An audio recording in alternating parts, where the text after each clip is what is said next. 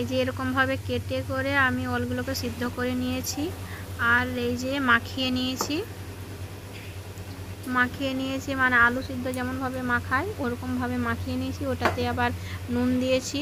আর আমি পেঁয়াজ, রসুন, লঙ্কা সব কিছু নিয়েছি করে একটা কড়াই গ্যাসে বসিয়ে দিয়েছি। এখানে আমি এখন একটু করে তেল দিয়েছি, তেল দিচ্ছি। তেলটা দেওয়ার পরে আমি লঙ্কা আর রসুনটা আমি আবার থেতো করে নিয়েছি। এরকম গোটা গোটা রসুন দিইনি, রসুনটাকে আমি একটু থেতো করে নিয়েছি। করে একটু মানে গোল্ডেন ভাজা যাকে বলে, মানে একটু ভালো করে ফ্রাই করে নেব। ফ্রাই হয়ে যাবে যখন এলে একটু হালকা কালারটা চেঞ্জ হয়েছে, ওর ফ্লেভারটা আসে, সেই টাইমে আমি পেঁয়াজগুলো দেবো। এই যে আমার মানে রসুনটা প্রায় ভাজা হয়ে গেছে। এবারে আমি পেঁয়াজটা দিয়ে দেব। কারণ আমি পেঁয়াজটা আগে দিইনি, নাহলে যদি আমি পেঁয়াজটা আগে দিয়ে দিতাম তাহলে রসুনটা আমার মানে ঠিকমতো ভাজা হতো না। আর রসুনের যে একটা ভাজা কড়া গন্ধটা, ওই গন্ধটা পাওয়া যেত না। তার জন্য আগে রসুনটাকে আমি কড়া করে ভেজে নিয়েছি, তারপরে ভাজার পরে পেঁয়াজগুলো দিয়েছি।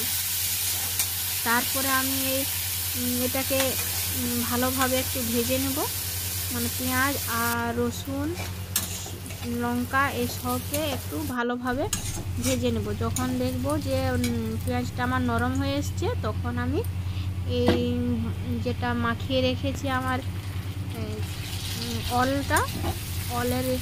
অলের মাখাটা, ওটাতে দিয়ে দিব। দিয়ে করে আর এই যে আমি নাড়ছি। এটা এখন নাড়তে নাড়তে মানে আমার তো আগে আমি নুন দিয়েই দিয়েছিলাম, তখনই বলেছি কি আমি নুন দিয়ে করে মাখিয়ে নিয়েছিলাম, ঠিক আছে। তখন আমি মাখিয়ে নিয়েছি আর এখন নাড়ছি। মানে এটা এমনভাবে মানে নাড়তে থাকবো, হালকা একটু দিব আমি দিয়েছি কি বলে, এটা দেখাতে ভুলে গেছি। এখানে আমি একটু হলুদ দিয়েছিলাম, হালকা একটু জিরে আর একটু ধনে গুঁড়ো, মানে এগুলো সবগুলো একটু একটু করে দিয়েছিলাম। আর কাশ্মীরি লঙ্কাটাও একটু দিয়েছিলাম, কারণ এগুলো দিলে একটু কালারটাও চেঞ্জ হবে আর গন্ধটাও একটু ভালোভাবে আসবে, তার জন্য দিয়েছিলাম। তারপরে এই যে নাড়তে নাড়তে যেন যে জল জল ভাবটা ওটা যেন সব চলে যায়, না হলে খুব একটা ভালো টেস্ট হয় না। তার জন্য একটু ভালো করে শুকনো করে করে করে খেলে মানে খুব টেস্ট। আমার মানে হয়ে গেছে এটা কমপ্লিট। এরকম একবারে জলটা মানে ঝরিয়ে নিতে হবে। এই যে আমার কমপ্লিট।